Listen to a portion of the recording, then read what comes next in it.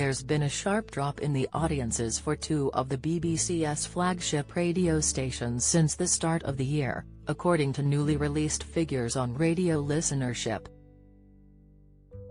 Radio 1 and Radio 5 Live have seen their average weekly listeners drop by 8% and 13% respectively, with the latter losing more than 750,000 in 6 months.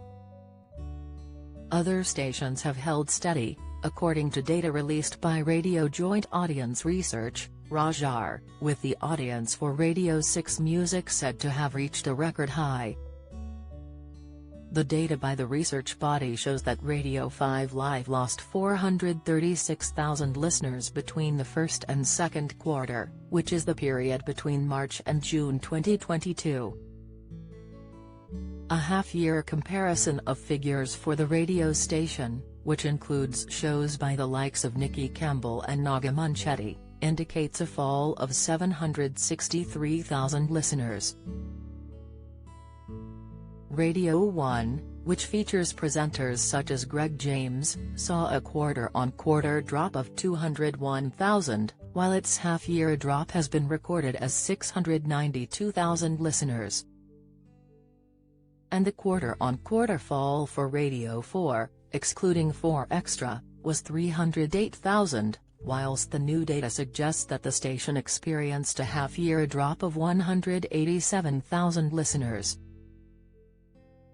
However, Radio 2, which features shows by the likes of Zoe Ball, and Radio 3 both held steady quarter-on-quarter, according to the newly released On Radio audiences. Both Greg James' Radio 1 breakfast show and Zoe Ball's Radio 2 breakfast show generally held steady across the same time period, with James' show gaining 25,000 listeners. Aled Hayden-Jones, head of BBC Radio 1, said, "I'm so pleased to see an increase in listeners for the breakfast show with Greg James, and it remaining number one for our audience. It's good to see the strategy we've developed at Radio 1 is working, indicating the strong connection the station has with young people across the UK on radio, YouTube, iPlayer and socials." Do you enjoy reading about celebrities? Sign up for all the best celeb news from the Mirror here.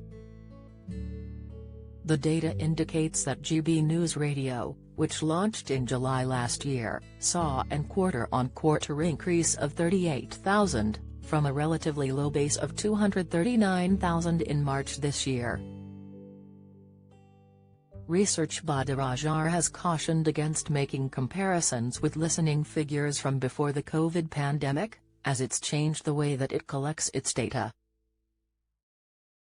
All figured had previously been complied using face-to-face market research, though this has now been replaced with a mixture of in-person survey and data collected via apps.